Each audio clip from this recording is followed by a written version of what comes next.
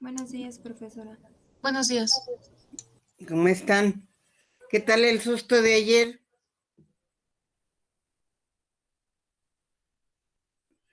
¿Lo sintieron en su casa? Sí, profesora. Sí, muy fuerte. Bueno, ya saben que vivimos en una zona sísmica y eso es lo más natural. Bueno, no me acuerdo ya en qué me quedé con ustedes, hijos. ¿Alguien me quiere recordar, por favor?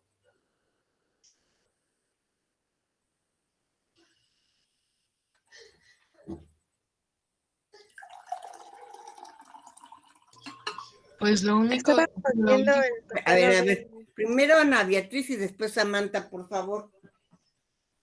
Ana Beatriz. Sí, gracias. Bueno, lo último que apunté fue de que estaba explicando los apartados, que el apartado A era de la Ley Federal del Trabajo y el B de los servidores del Estado. Bien. A ver, Samantha, ¿ibas a comentar algo más? Lo mismo, maestra. Bueno. Entonces les estaba yo comentando que a partir de 1963, de 1960, con Adolfo López Mateos se crea el apartado B del artículo 123. El original, perdón, hijo, el original artículo 123 se queda como apartado A y se crea o se hace un nuevo apartado que es el apartado B.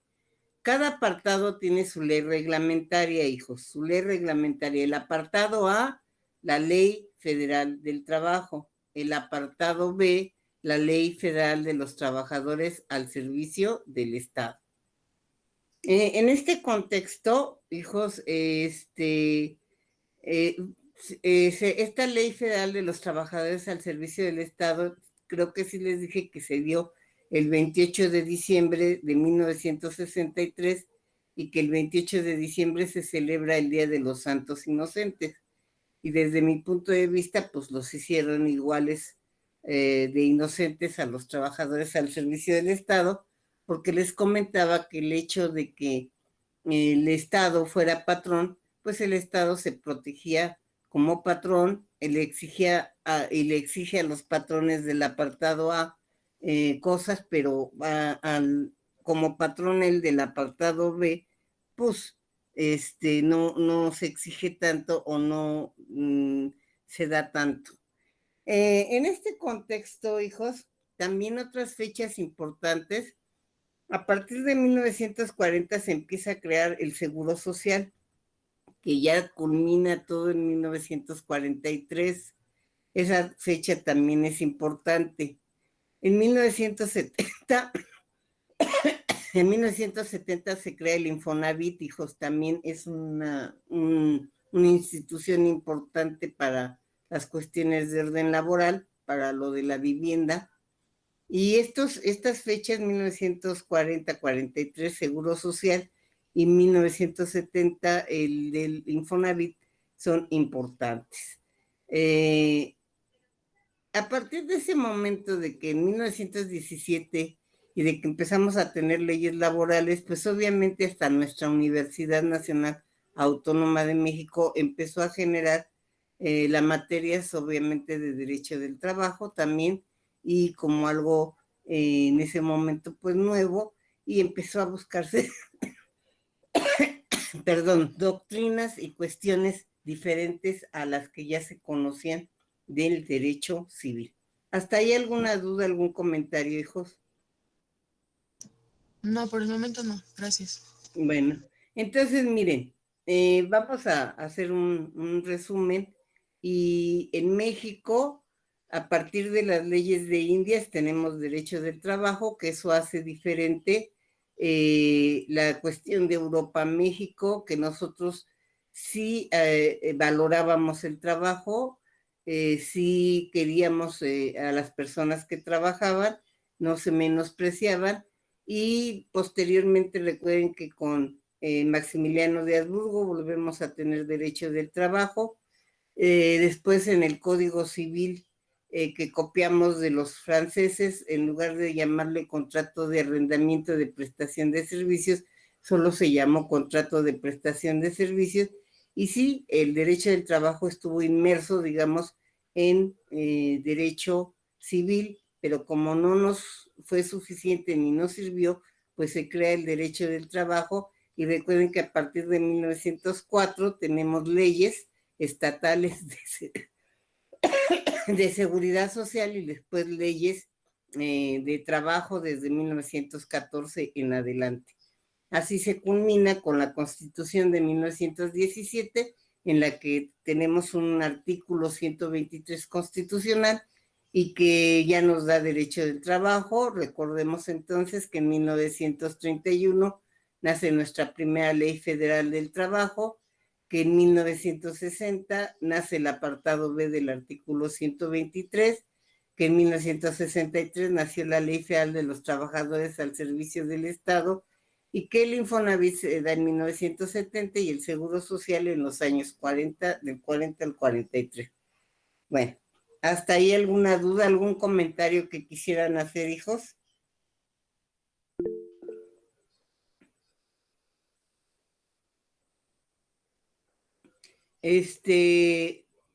Mandé un recado ayer con ustedes de que leyeran el artículo 123 constitucional, y les pregunto que si eso fue suficiente para que las personas que entraron en altas y bajas pudieran ya entrar a la plataforma, ¿no? ¿O no fue suficiente, hijos? Los de altas y bajas, ¿ya pudieron entrar a la plataforma o no? Bueno, unos me dicen que no. Entonces voy a preguntarle a la ingeniera hoy, qué tengo que hacer para que puedan entrar a la plataforma. Ay, y se me olvidaba, hijos, mañana voy a ir a la escuela, a la escuela a entregar unas cosas y a sacar otras cosas de mi oficina, y no voy a poder darles clase. Entonces nos vamos a ver hasta pasado mañana. Les aviso de una vez para que duerman un poquito más, para que tengan unos minutos más de reposo. ¿Alguna duda, hijos? No, profesora. Bueno, Profesora. ya les avisé que mañana no nos vemos, ¿eh? Voy a ir a la escuela, y entonces me voy a ir temprano y tengo que hacer muchas cosas allá, en mi oficina sobre todo. Bueno, vamos a empezar otro nuevo tema, hijos, y el tema de que vamos a empezar son características del derecho del trabajo. O sea, cuando alguien nos dice ¿qué es un ser humano?, pues generalmente lo describimos como un ser que tiene un tronco, una cabeza, 4 extremidades, llamadas brazos y piernas, y así lo describimos, y eso generalmente nos hace comunes a todos, nos hace iguales, que tenemos esos órganos generalmente todos. Pero ya cuando nos empezamos a ver más específicamente, pues vemos que unos son güeritos, otros son morenitos, otros estamos viejitos, otros tan jovencitos, y entonces ya empezamos a distinguirnos de otros seres humanos iguales. Así la materia de derecho del trabajo, hijos, tiene características que lo asemejan a otros derechos, a que eso es igual a otros derechos, pero también tiene características que lo hacen, por supuesto, distinto y diferente a otros derechos, ¿sí? Entonces, una característica, y yo creo que no nada más del derecho del trabajo, sino de todos los derechos, es que es un derecho inacabado. A ver, hijos, inacabado. ¿Por qué es un derecho inacabado? Porque siempre surgen nuevas cosas, tanto sociales como económicas, que hacen que cambien las situaciones y que la norma tenga que cambiar o tenga que modificarse, o nacen nuevas situaciones en las que la norma pues tiene que quizá que nacer. Simplemente los avances científicos pues nos hacen que debe de haber cambios en las normas. Por ejemplo, para que lo entendamos, y no estamos hablando nada más de derecho del trabajo, sino de cualquier derecho.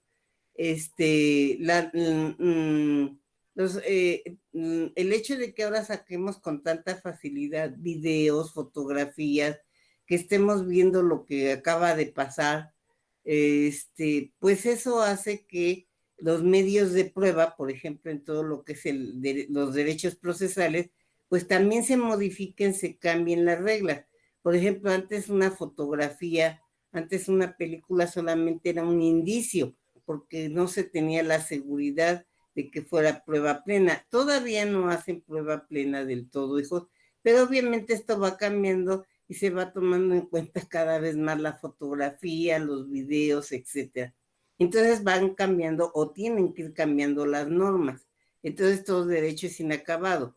Simplemente esta pandemia que estamos viviendo, esta situación, pues y sobre todo en materia de trabajo, pues ha venido a cambiar, ha venido a revolucionar nuestro mundo, y obvio que vamos a tener que cambiar las formas y la manera de trabajar. Simplemente estamos comentando que las clases presenciales ya no van a ser iguales, no pueden ser iguales a como eran pues hace 2 años. Y obviamente estas clases presenciales o van a tener que reducir grupos o vamos a tener que terciar los grupos, y vamos a tener que ver también pues clases de este tipo, seguir dando clases de este tipo a distancia, porque mientras no se acabe este contagio, esta forma que no conocemos tanto de este bicho que anda por aquí, entonces pues nuestras formas de trabajo también se modifican, también se cambian.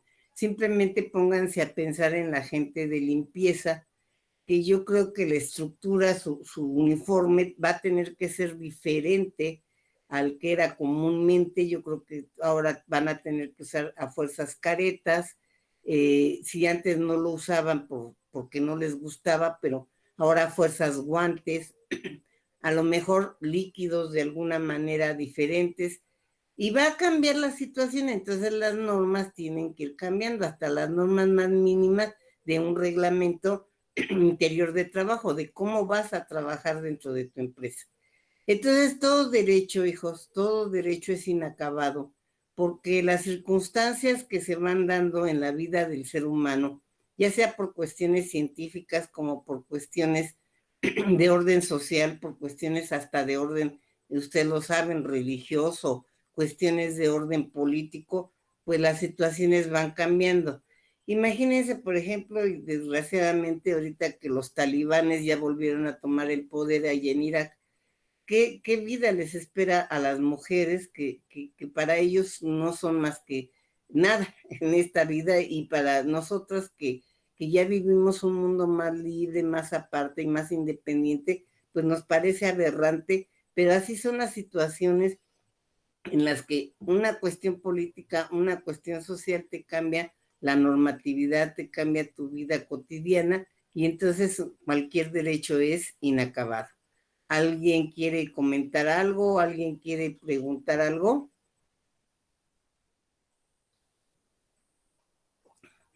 Este grupo, ustedes, el de las 7 a 8 de la mañana, son muy callados, casi no comentan nada, a diferencia del grupo de 9 a 10 que todo lo comentan, que todo lo dicen. Ustedes son muy callados, o están dormidos todavía, o de veras no tienen nada que comentar. Pero bueno, vamos a ver otra característica del derecho del trabajo. Y otra característica del derecho del trabajo es que es expansivo, hijos.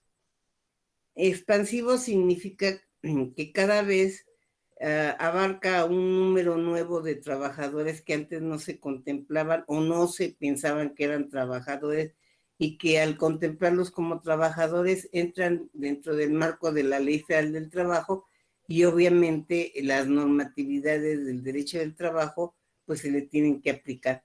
Aunque todavía ahí tenemos resabios, pero por ejemplo, en el siglo pasado, a principios del siglo pasado, pues no se consideran a lo mejor trabajadores los artistas, los músicos, los deportistas profesionales, los futbolistas, los beisbolistas, y sin embargo, obviamente que son trabajadores, están subordinados y entonces deben entrar dentro del marco de la Ley Federal del Trabajo, por eso es extensivo. Y entonces en este contexto, pues cada vez entran más y mayor número y grupo de trabajadores que no se contemplaban anteriormente y que deben de contemplarse dentro de la Ley Federal del Trabajo.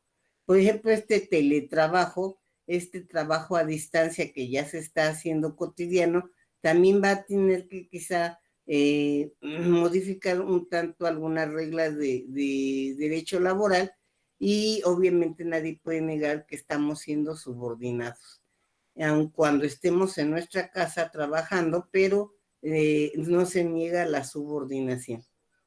En este contexto también es expansivo, hijos, porque lo que le beneficia a un trabajador, le beneficia a todos los demás trabajadores.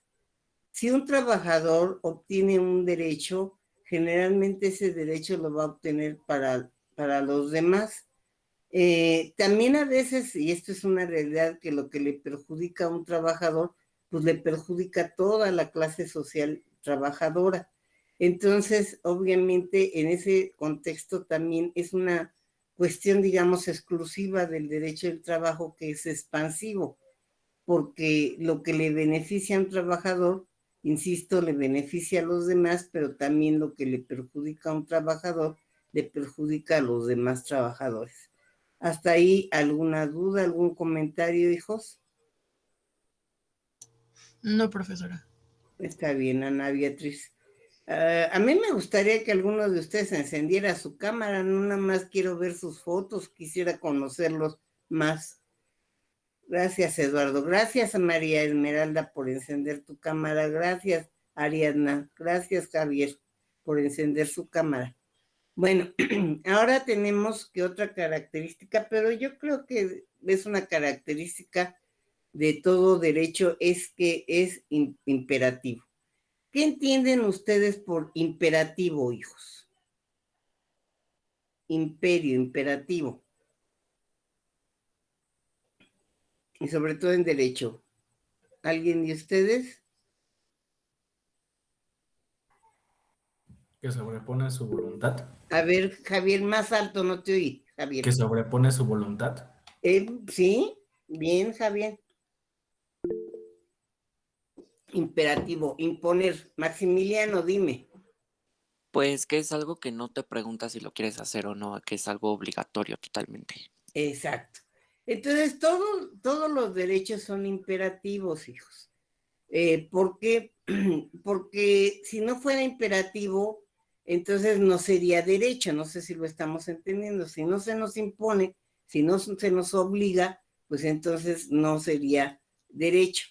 En estas circunstancias, la norma, todas las normas son imperativas, pero hay diferentes clases de normas.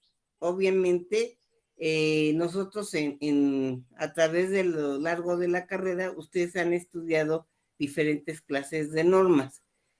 Por ejemplo, quizá las normas sociales, las normas religiosas, que para mí social y religioso pues viene siendo lo mismo, y la norma jurídica.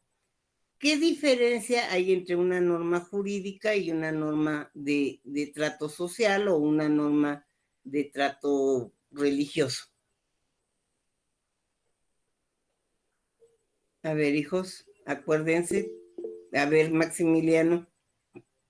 Pues la diferencia de una norma jurídica y una norma social es que la norma jurídica ya se encuentra en un marco legal y tiene consecuencias legales. Las normas sociales, pues tienen otro tipo a lo mejor de consecuencias, pero no como tal. O sea, no previstas en la ley, ¿no? Sí, no están previstas en la ley. A ver, Ariadna.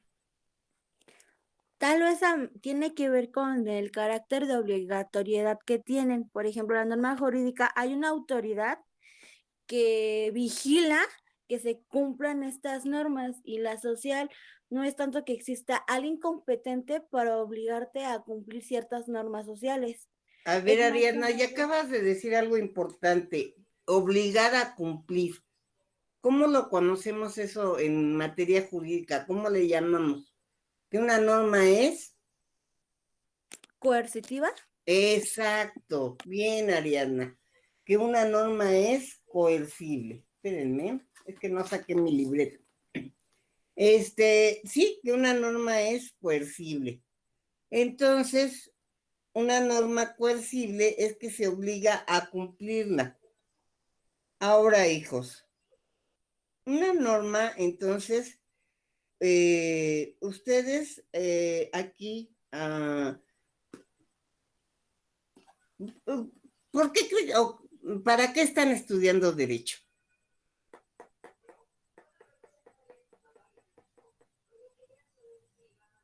¿Saben para qué están estudiando derecho? Ya están en octavo semestre, hijos. Ya deberían de saber para qué están estudiando derecho.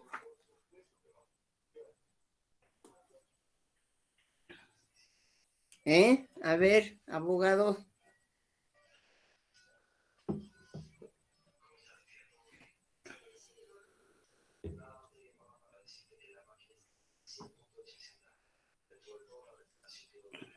Bueno, se van a sorprender quizá, pero ya van a aprender para qué están estudiando derecho.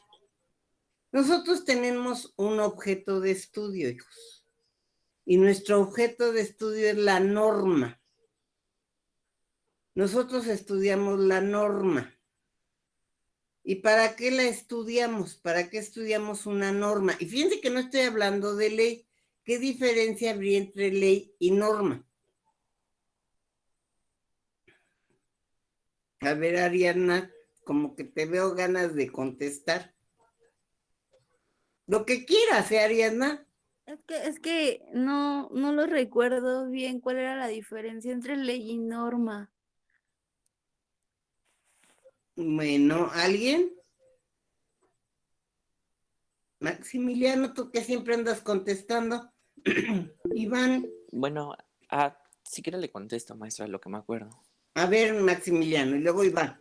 Bueno, a mí algo que me habían platicado es que, por ejemplo, toda ley empezó siendo una norma, pero no toda norma es ley, Eso porque sí, no todo se legisla, ¿no? O sea, por ejemplo, como usted lo comenta, normas religiosas, perdón, y sociales, pues como tal no están legisladas y como comentó la compañera, tampoco tienen una autoridad que todo el tiempo esté vigilando. Entonces yo creo que la diferencia sería el marco legal, ¿no? no tanto, y Maximiliano. A ver, Iván, ¿tú qué piensas?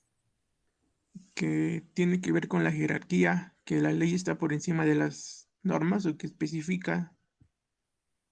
A ver, ¿qué es una norma? Vamos a empezar por eso, porque entonces ya nos hicimos pelotas, aunque lo que ustedes dijeron, Iván y Maximiliano, en parte está bien. Una norma es ¿qué? Una regla de conducta, ¿o no? A ver, Paola. Se podría decir que la norma tiene un carácter como general y la ley va más enfocada como a algo. No, hija, yo creo que sería quizá al contrario. Pero vamos a empezar a decir que la norma en general es una regla de conducta. O sea, los seres humanos creamos normas y los creamos desde que por ejemplo, yo estoy segura que en su casa hay normas, hijos, pero no son jurídicas, y me dice Ariana que sí. ¿Como cuáles normas hay en su casa, por ejemplo? Y que no necesariamente son jurídicas.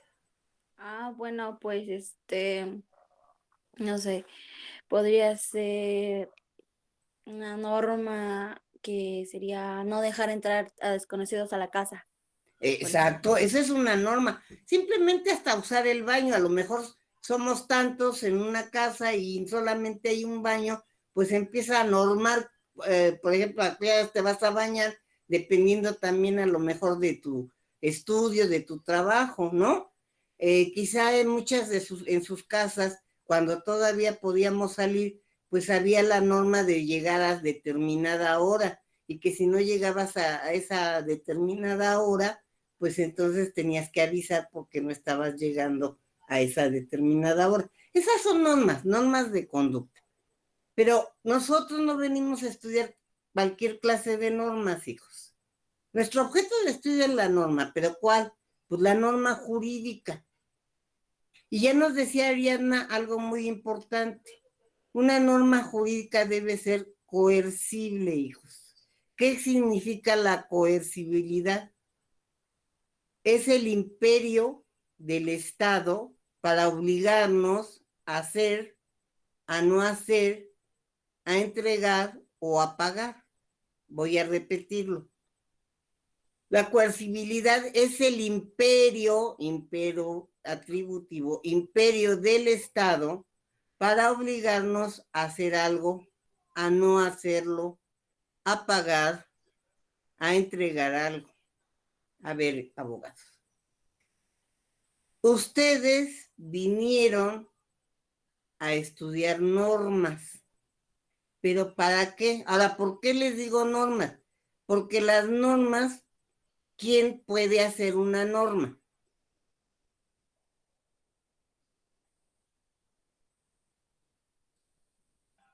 A ver, con el ejemplo que les puse de su casa, ¿quién puede hacer una norma? Cualquier ¿Cualquiera? estrato social. Cualquiera, claro, Javier, cualquiera. Pero una ley, ¿cualquiera la podemos hacer? No, una ley lo tiene que hacer o nuestras autoridades legislativas o el Ejecutivo puede hacer normas.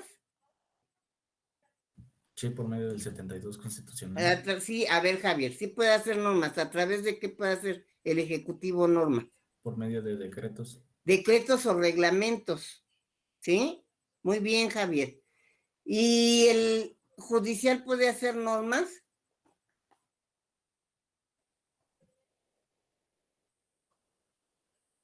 Niños, ¿el judicial puede hacer normas?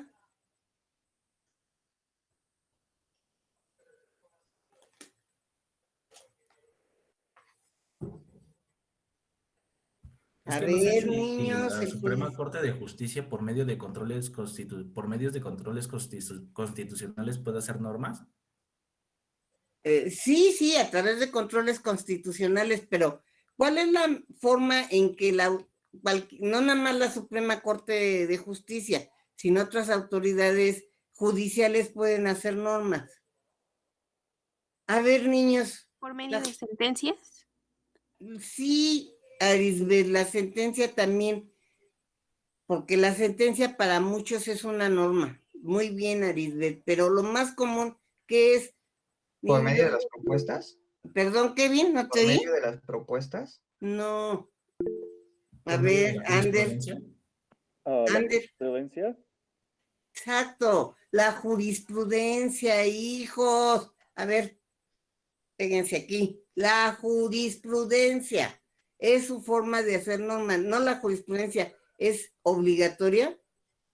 Ahora, ¿cuál es la característica o qué a veces qué diferencia la norma a la ley? Por ejemplo, si yo les digo, vamos a hacer una norma en la casa de que todos tienen que llegar aquí a las 8. Y si no llegan a las 8, entonces tienen que avisar. ¿Esa norma para quién funciona? Nada más para los que viven en esa casa, ¿sí o no? Pero una ley, ¿qué características deben de tener una ley como debe ser? General, ¿qué más? Para todos. Para Bilateral. todos, general, abstracta e impersonal. Y una norma puede ser específica, puede ser para una persona en especial y puede ser concreta, no abstracta. A ver, estamos entendiendo todo esto. ¿Por qué, hijos? Porque están entendiendo a qué vinieron a estudiar derecho. Ustedes vinieron a estudiar derecho porque su objeto de estudio es la norma. ¿Pero para qué la estudian? ¿Para qué estudian ustedes una norma? O normas, o leyes. Porque al hablar de norma es más general y la norma puede derivarse en leyes, ¿no? ¿Para qué estudian una norma? Hijos, no se quiebren la cabeza. Para hacer normas, ustedes vinieron a hacer normas. Y aunque no estén en un poder legislativo, ustedes van a hacer normas, pero tienen que hacer normas jurídicas. ¿Cuándo van a hacer normas jurídicas ustedes sin ser del poder legislativo? A ver, hijos, piénsenlo. ¿Cuándo van a hacer una norma jurídica, Ya no estoy hablando de normas sociales. ¿Cuándo van a hacer una norma jurídica?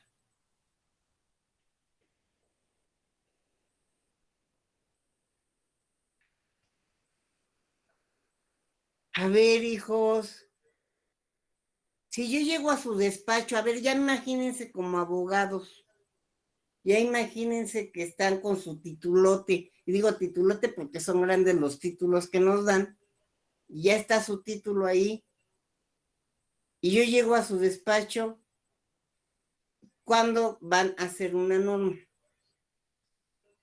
¿Qué les puedo ir a pedir yo, un particular, a ustedes abogados? Ariana, di algo, porque quieres hablar, pero no prendes tu...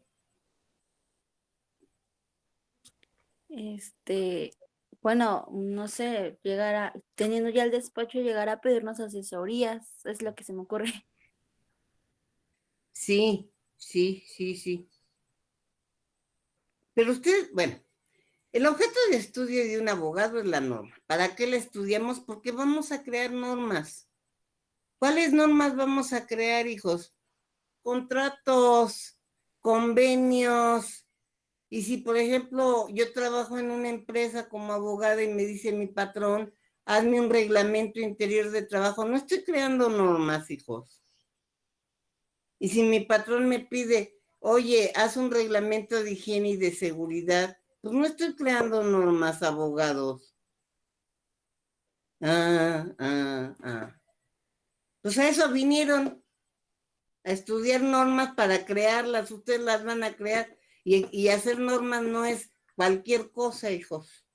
Hacer normas debe de ser algo serio, algo jurídico, porque una norma mal hecha nos hace mucho daño.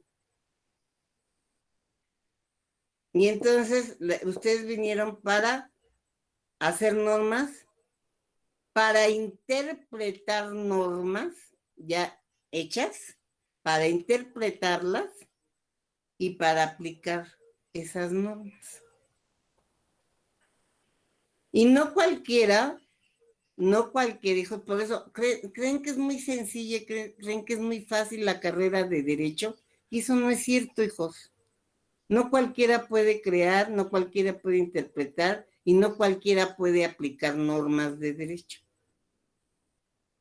Y nosotros no venimos a estudiar cualquier clase de norma, sino la norma jurídica, que también la tenemos que comparar con las normas sociales o las normas eclesiásticas. Yo por eso les decía, ¿cuál es la diferencia? Miren, imagínense que estuviéramos en nuestro salón allá en la FES de Aragón y que llegara una persona vestida al estilo Luis XV, ya sea un hombre o una mujer. Pues a lo mejor todos nos la quedamos viendo y decimos, si este loco, pues ¿qué cree que es una fiesta de disfraces o qué? Pero lo vemos que llega todos los días vestido así. ¿Lo podemos obligar a que se quite ese vestido y que se vista como nosotros? No, y está rompiendo una norma. ¿Una norma de qué? De tipo social, porque la moda es una norma, hijos. ¿Sí? ¿Sí lo están entendiendo? Pero no es coercible. Entonces, recuerden ustedes, ahora sí ya saben a qué vinieron a estudiar derecho, Vinieron a estudiar normas para hacer normas, para interpretar normas o para aplicar normas, pero no cualquier clase de normas, sino normas jurídicas que puedan ser coercibles. O sea, yo voy a hacer un contrato, pero si mi contraparte no cumple el contrato, lo puedo obligar o lo debo obligar a que cumpla el contrato hasta con las autoridades y poder irlo a demandar. Eso es la coercibilidad, hijos. En el que les digo que se puede obligar a una persona a hacer, a no hacer, a entregar o a pagar algo. Y eso es el imperio del Estado. Y entonces todas las normas, todos los derechos, hijos, el derecho civil, el derecho penal, el derecho que quieran, administrativo, pues son una de las características del derecho es que debe ser y es imperativo. Que si no es imperativo, pues entonces la norma no sirve para bendita la cosa. Si nada más ponemos una norma sin darle imperatividad, dijo, sin ver cómo se va a obligar a una persona a hacer o no hacer, pues la norma no sirve absolutamente de nada. ¿Sí estamos entendiendo? Y entonces ustedes, ahora sí, ¿para qué estudian derecho? A ver, ¿quién me contesta? ¿Para qué estudian derecho? Para crear Para normas. crear normas jurídicas, Exacto, no nada más crear, ¿qué más? Para interpretar y aplicarlas. Interpretar y aplicarlas. Bien, Samantha, bien, Ariana. Entonces, para eso estamos estudiando derecho. ¿Ya se dieron cuenta? Fíjense nada más, si ustedes creen que crear normas es muy sencillo, ¿no, verdad? Entonces, fíjense que no escogieron una carrera que muy sencillita, que muy facilita, pues no. Hasta para aplicar una norma, oye, pues tengo que desahuciar a alguien porque no paga la renta. Y literal te echan los perros, hijos, porque tienes que correr porque ahí vienen los perros atrás de ti para morderte. Y si eso es sencillo, pues entonces escogieron una carrera muy sencillita. Yo no sé por qué creen. A mí me da mucha risa cuando alguien dice, ay, derecho es bien sencillo, todo el mundo debe de estudiar o todo el mundo debería de saber derecho. Ah, sí. A ver, yo les digo, pues a esa persona que les diga que están estudiando una carrera súper sencilla y súper fácil, díganle, ok, estoy de acuerdo, siéntate, por favor, siéntate. Hazme un contrato. A ver si se los hace. Si yo ahorita a ustedes les dijera, hazme un contrato, ¿me lo harían tan fácilmente, hijos? No, tendrían a lo mejor que ver qué tipo de contrato quiero, si me están entendiendo, quiénes van a ser las partes. Ustedes sí sabrían qué preguntarme, oye, pero dime qué tipo de contrato quieres, cómo lo quieres, para qué lo quieres, ¿no? En cambio, a lo mejor un neófito en derecho te dice, mandé un contrato, ¿y qué es eso? Entonces, por eso, cuando a ustedes les digan que están estudiando una carrera muy sencilla, muy facilita, que yo no sé para qué están estudiando derecho, entonces díganme, ok, perfecto. Pues ya que es muy sencillo, que es muy fácil y que a lo mejor cualquier persona puede hacerlo, ponte a leer este artículo de esta ley. Ahora interprétame, dime qué quiso decir el legislador. Porque si a nosotros nos pasa, hijos, que de nuestra propia ley no la entendemos y tenemos que estar analizando, interpretando, viendo por qué, para qué, imagínense una persona que no conoce de derecho. Entonces, yo creo que la característica de cualquier derecho, hijos, es que es imperativa, porque se tiene que imponer, porque si no fuera imperativa, si no fuera coercible, pues entonces la norma serviría para dos cosas, para nada y para lo mismo, hijos. ¿Sí lo están entendiendo? Entonces, una característica de todo derecho, hijos, es que es imperativo. ¿Sí? ¿Hasta ahí alguna duda? Bueno, una característica, otra característica del derecho del trabajo es que tiene tanto principios individuales como principios colectivos, hijos.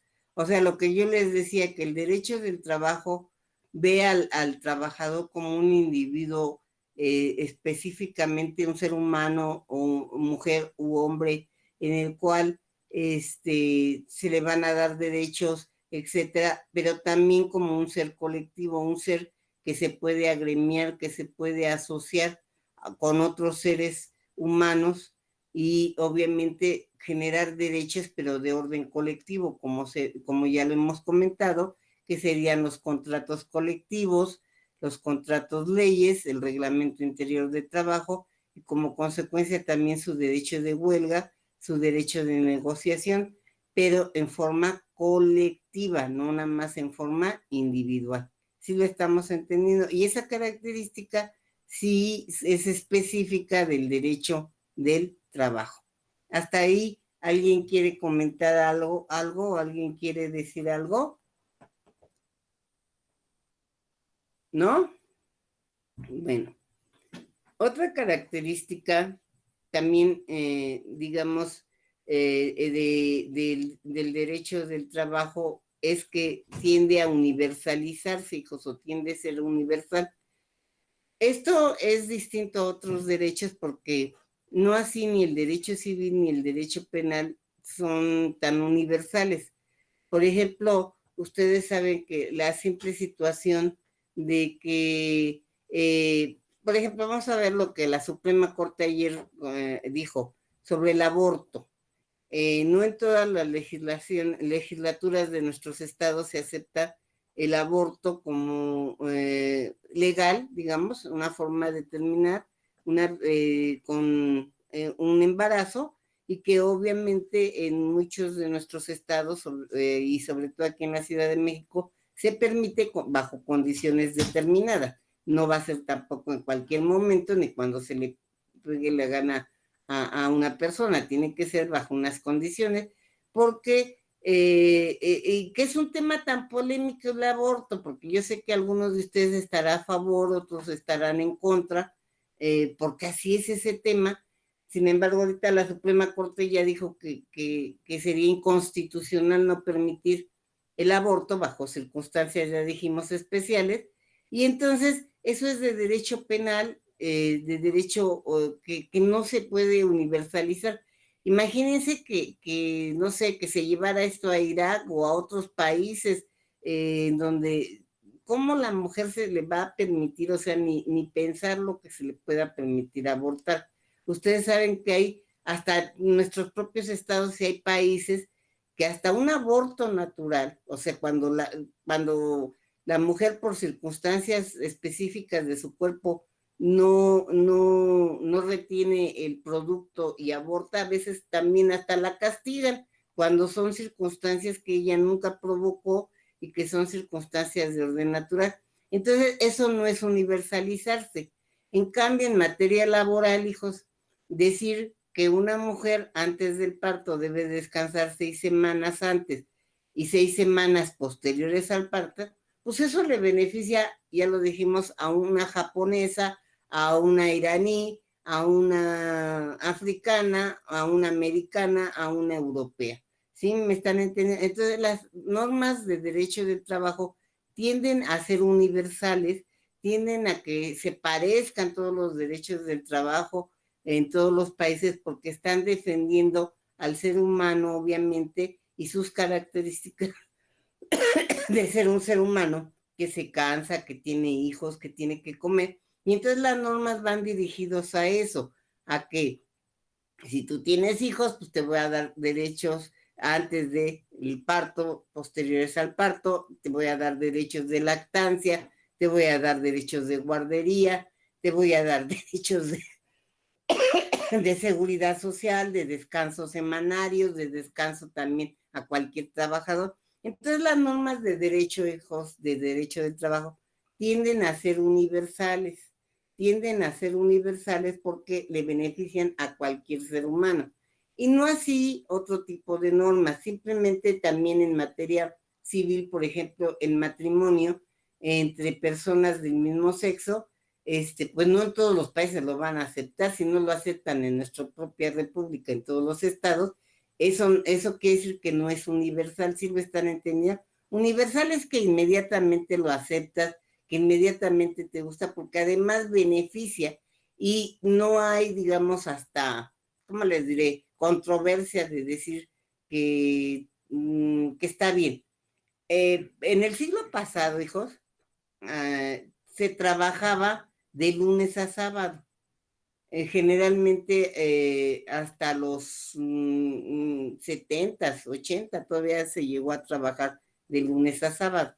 Viene lo que llamamos semana inglesa, porque en Inglaterra se impone la semana nada más de lunes a viernes, y vean que la mayoría o todos los países, pues luego adaptamos la semana inglesa, ¿no?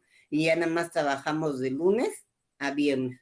Entonces, vean cómo una norma que se puede generar en un país se genera y se da en casi todos los países porque beneficia, porque se universaliza en esa situación. Y lo mismo pasaría si, por ejemplo, ahorita con este teletrabajo que ya se va a dar, ya se había planeado hasta antes de la pandemia, que muchas empresas, hijos, también para ahorrarse dinero en espacios, y como no tenían, por ejemplo, a veces rentan oficinas y no tienen tanto dinero para rentar tantas oficinas para tanto personal quizá que tengan, ya se había pensado que las oficinas también iban a trabajar, digamos, terciadas, y otros iban a trabajar en su casa a través del teletrabajo. O sea, antes de la pandemia ya empezaban a cambiar estas normatividades que obviamente también nos beneficiarían a una gran mayoría, y entonces el hecho de ya no ir diario al trabajo, también que evitaría, hijos, pues transporte, menos tráfico, menos gente. Entonces, todas esas situaciones que realmente no nada más benefician al ser humano como trabajador, sino a la sociedad misma, hace que las normas laborales sean de tendencia universal. ¿Hasta ahí alguna duda, algún comentario, hijos? ¿Algo que quisieran decir? ¿No? Bueno.